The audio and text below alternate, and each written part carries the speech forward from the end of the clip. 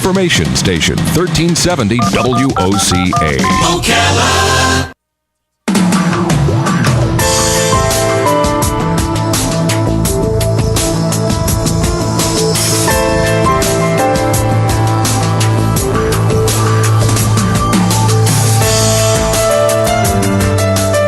All right, 25 minutes before 11 o'clock. Thank you for tuning in. You know, what's interesting, Robin, is sometimes when you think about what prepares you before you do something in your life, it's interesting to kind of wonder, wow, did that happen accidentally, or was there some kind of a big design behind all of this thing we called life? I'm specifically referring to when I was much younger, as a young teenager on Long Island.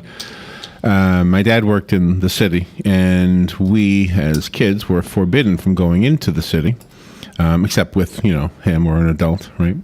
Or my mom. I had a friend, and we used to go into the city and disobey that rule. We had to be back on Long Island before the streetlights went on. Yeah. So we would take the train. Yeah, my friend Bobby Voges, who has since passed away. But anyway, we both loved music. We both loved records.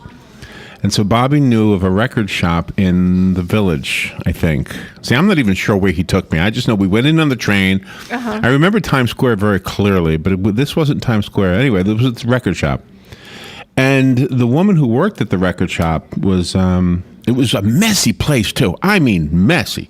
I mean, tons and tons of records. Remember the John and Yoko Two Virgins album where they're naked on the cover? The only place you could buy that, I think, in the whole world was there. I bet. In this record store. Anyway, so this woman was always there, and one day she told us that her name was Ron.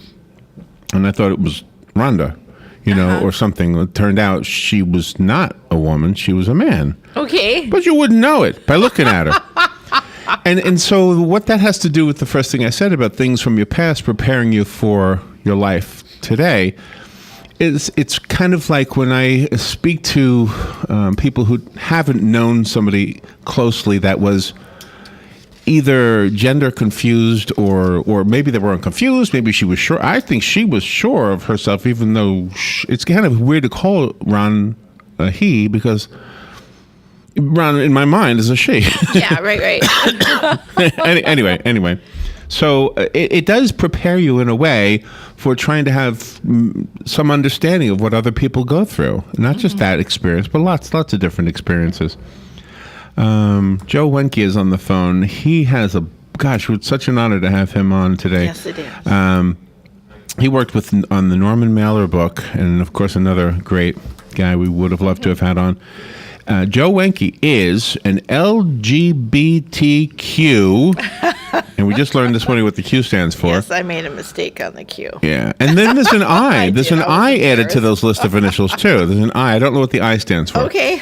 But anyway, the whole thing is to understand what people are going through in this world and in this lifetime and be a little bit more tolerant of them. And so he has this vast amount of work trying to help people do that, become more understanding and have equality for everybody. He writes for the Huffington Post, which we refer to all the time here. He's got a new book called The Talk Show. From what I understand, this is a book that he had in the works before some of his more popular books. So this will probably be a popular book, too. I would think so. It's a great read. Let's go to the phone, and it's such an honor. Joe Wenke, thank you for being on our show today. Good morning, Joe. Hey, Larry. It's great to be here. You wrote about a talk show. When we first saw the title, I had no idea what this was going to be about, and this threw me a little bit because I didn't expect what it was. Well, it's about a talk show host, Abraham Lincoln Jones. He's America's most controversial talk show host. He's black. He's gay. He's kind of the anti-Oprah. He's very radical. He's very flamboyant. He has kind of a James Brown stage presence. He's larger than life, so people sort of hate him and love him at one and the same time. But to your point, what is the talk show? I actually came up with this idea a really long time ago when I was in college at Notre Dame about, using the concept of a talk show as a metaphor for the fact that we're inundated with all kinds of communication, in terms of TV and the 24-hour news cycle now and talk radio and now the internet, not back then. Yeah. But do we really communicate with one another? And so that was the original concept. And of course, it changed a lot over the years. So you're right. I've come out with a bunch of other books, and this was a book that I sort of thought about writing a long time ago, and wrote the first draft actually 20 years ago, and just kept revising it and updating it. There are lots of contemporary references in it, so I would do that. And I played around with the opening and finally decided I wanted to be this kind of big bang, obscene opening. Get the novel off to a really kind of dramatic start. Well, that's usually what the great novels always have, something that kicks it off and keeps everybody with it. And so obviously you are experienced at doing that. You know, when I first saw Abraham Lincoln Jones, I thought, okay, this is going to be a take on Alex Jones. It's nothing like Alex Jones. Yeah. No. You know who Alex Jones is, right? Yeah, I mean, a lot of people have been asking me about that name, and so Abraham Lincoln sort of suggests that he had a mission from the time that he was conceived. His parents thought that maybe he was somebody special, and then Jones is, you know, he's really, despite being famous and rich and a household name, he is very much a common man.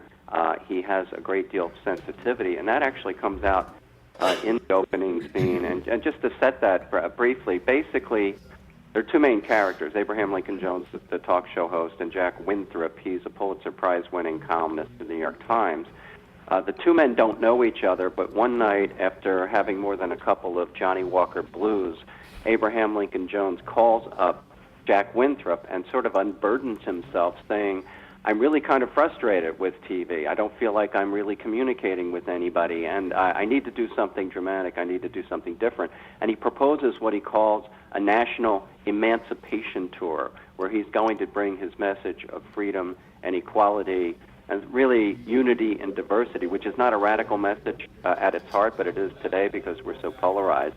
He wants to bring that to the country by staging huge events in different cities. And he wants Winthrop, who's a journalist and a columnist, to sort of be his communications guru, which is a very different thing to do. And long story short, the two men agree to partner up, and that sets off the action of the novel, in which they both become the targets of a psychopathic, racist killer. Yeah, because he doesn't agree with the philosophy.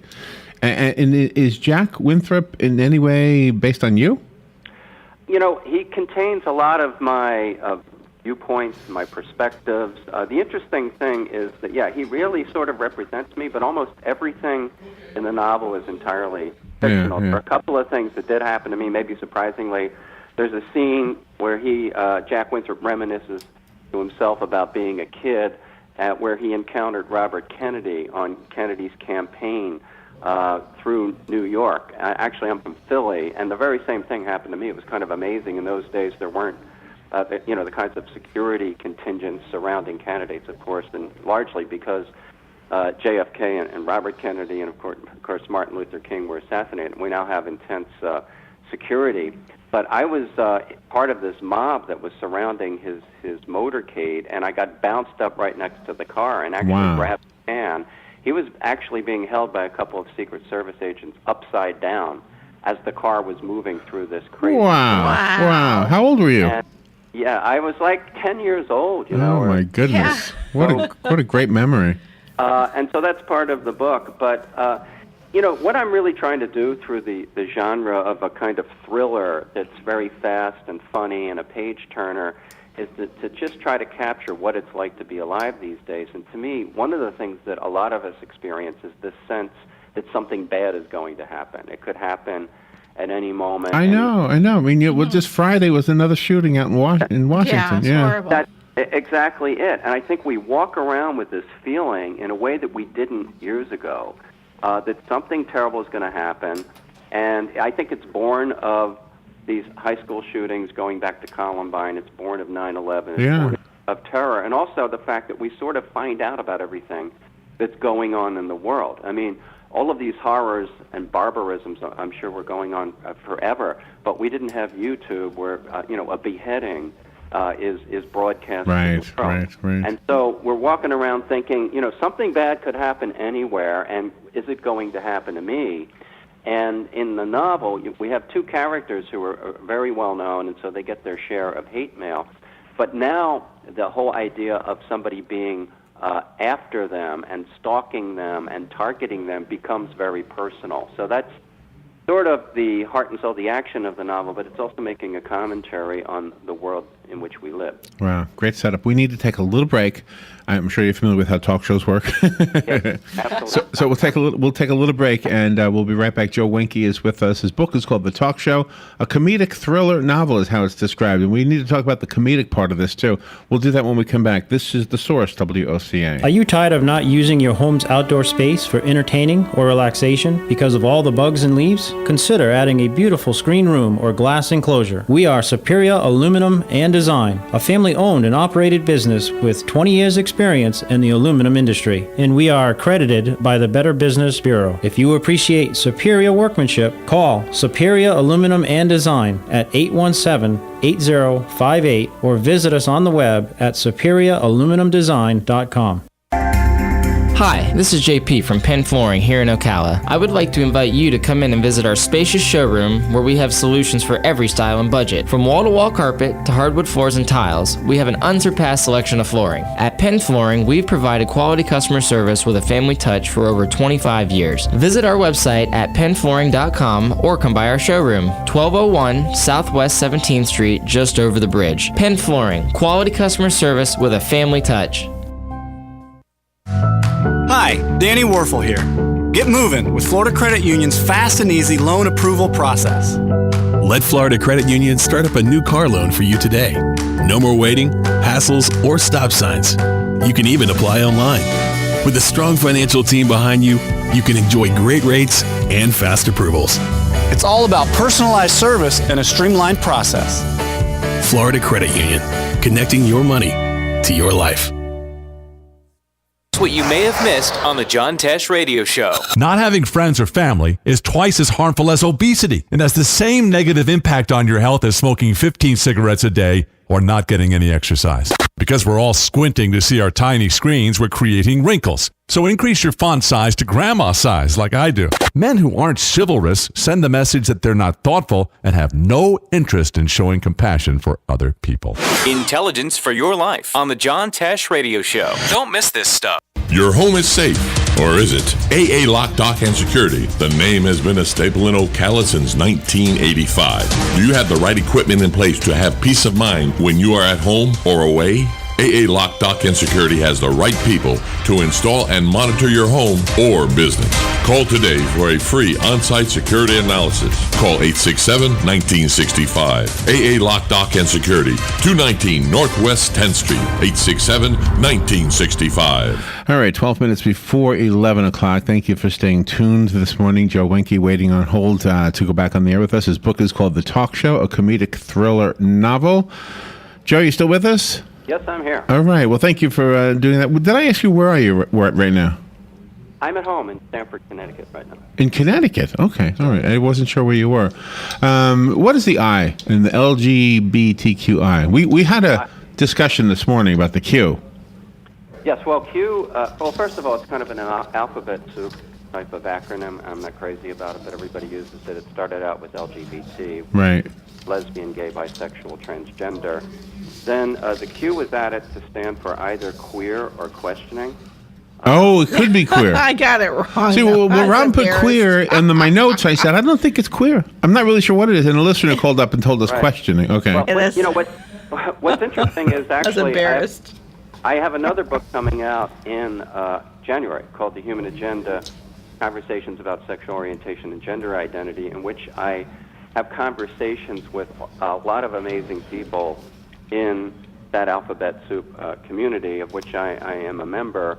And, you know, it's really about talking about the stories of our lives. And the concept really was, you know, you can write articles for the Huffington Post and you can debate, but a lot of times you're just going to appeal to people who already agree with you. And there's so little understanding of some of these issues. For example, gender identity is very little understood. Most people think, okay, you're born a boy or a girl and that's it. That's biological gender. But there are some people who are transgender rather than, here's another term that's being used, cisgender. Cisgender means you identify your gender with the biological gender that you were assigned at birth. transgender. I guess that would be me. There you go. That's you.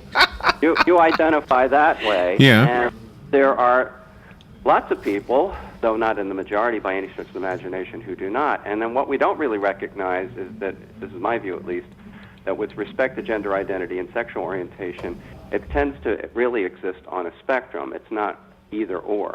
And we don't even necessarily have words to describe where somebody might be on that spectrum. Now, so the word queer is now being used, even though it was a sort of a hate speech term back in the day. It's being used by people who are uncomfortable, let's say, calling themselves lesbian because they think there's some baggage. What does the I stand for? I is intersex.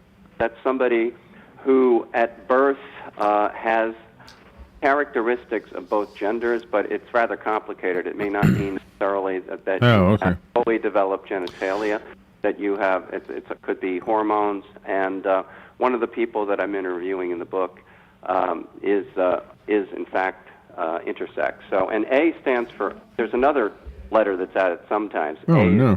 Yes, LGBTQIA. A is for asexual. That does not describe me, just as you were saying. Which means no, right? Yeah, it sort of means no, at least for a while, or I'm not relating. The priest who died at 911, the beloved fire department chaplain, and forgive me for not remembering his name, but he died of a heart attack. Was it Mike? I don't remember, but he was. His first name was Michael, and I'm trying to remember his last name. Actually, I know the street that's dedicated to him. It's 31st Street. But he would have been. I mean, he considered himself gay. All the firefighters knew it. It wasn't a secret.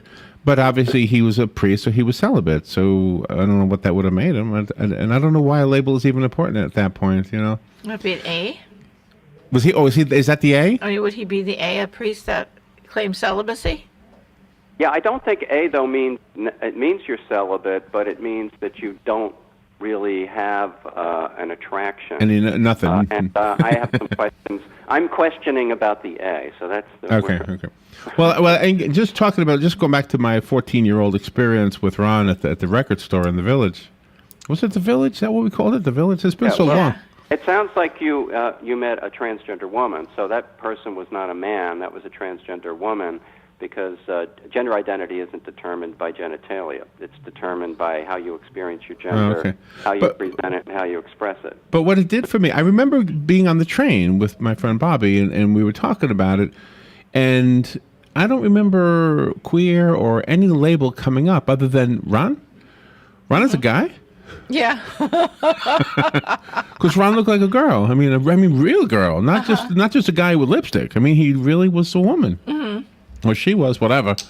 Anyway, but I guess what it did for me, though, is it kind of set me up for the rest of my life where you realize, don't be so hard on that person, you know, because sometimes people are pretty nasty. Yeah, because we're all human.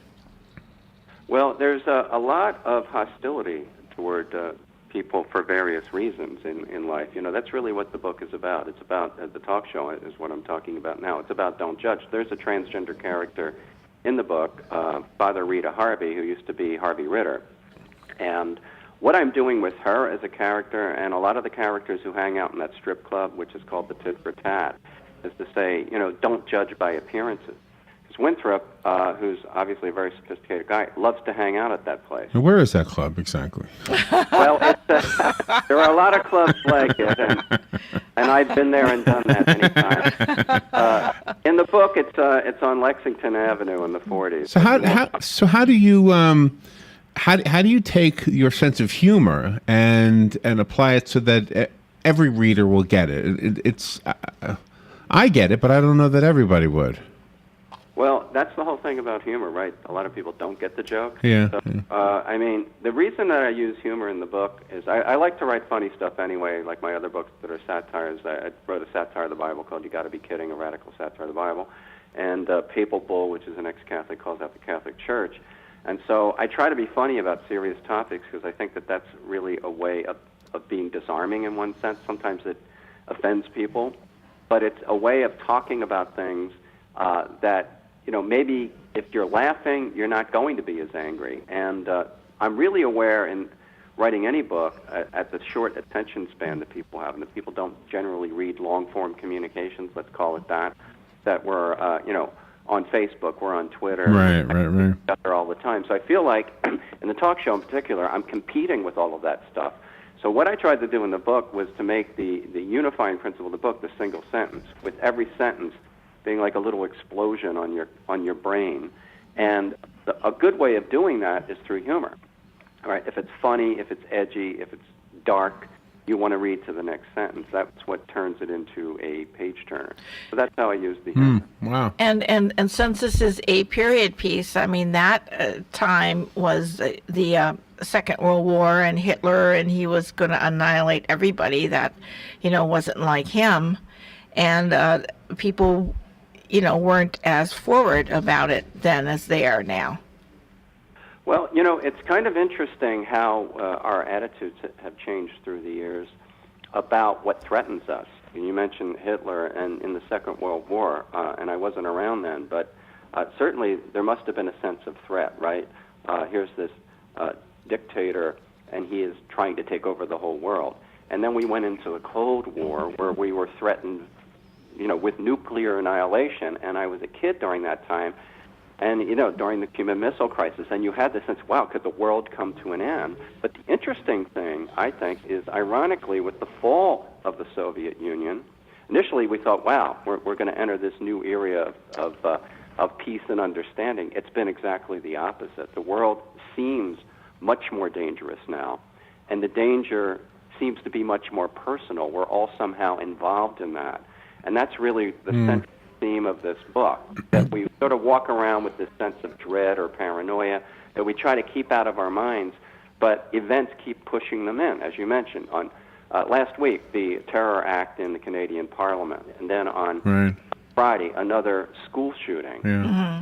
What's going to happen today? What's going to happen Really? tomorrow? Did you have to change anything in the book since the book was started so long ago? I did. I was constantly changing it because I wanted to give it a sense of immediacy by including a lot of contemporary references, and things keep changing all the time. And in fact, even as I was working on it to publish it, I had to constantly update it right until the minute that it went out the door, so to speak, because things are just always changing. And even I'm very specific about what's going on in New York City in the book, and I walked around and checked everything, and one of the street signs had changed right off of Central Park, and I had to change that just to make it totally accurate. Because it's also a novel about New York City, which is a kind of microcosm for what's going on in the world, and there's that energy there that I love in the city. I'm in there almost every day. I've got an office there, and so I thought that would be a great place to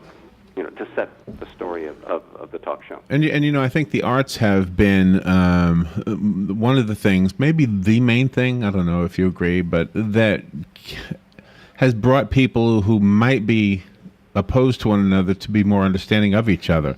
I mean, I think music brought the races together. I think music brings the countries together, and maybe not just music, maybe arts in general.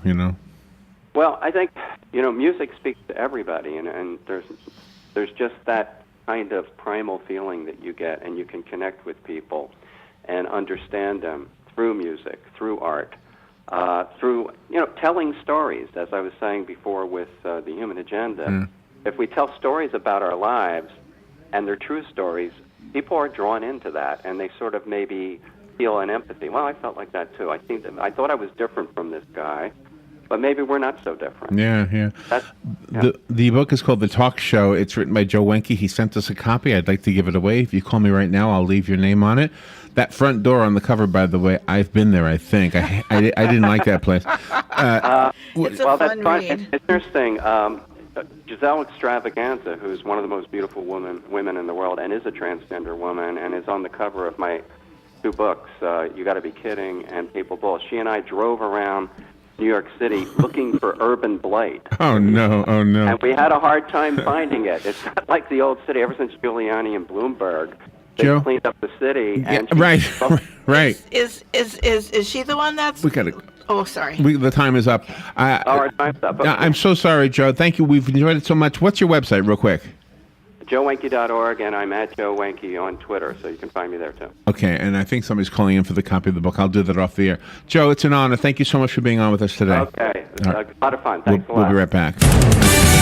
Fox News Radio, I'm Pat O'Neill. New York health officials taking no chances. A child with Ebola-like symptoms now in the hospital. He was vomiting, had a 103-degree temperature, who had just returned Saturday with his family from Guinea in West Africa. So the hazmat crew went there with full protective gear. They transported him here to Bellevue. Fox's Rick Leventhal, a nurse quarantined under New Jersey's strict new Ebola guidelines, has been released after showing no symptoms. Another student shot in Friday's Washington State High School rampages died, 14-year-old Gia Soriano. Dr. Joanne Roberts of Providence Medical Center read her parents' statement. We've made the decision to donate Gia's organs so that others may benefit. Our daughter was loving and kind, and this gift honors her life. 2 died in the shooting, including the gunman. The number of people signing deals to buy homes only edged up in September. Experts say it's still tough for many people to qualify for a mortgage. Fox News, we report, you decide. I'm Lex Friedman. I run my own business, so I know from experience, hiring new employees can be tough.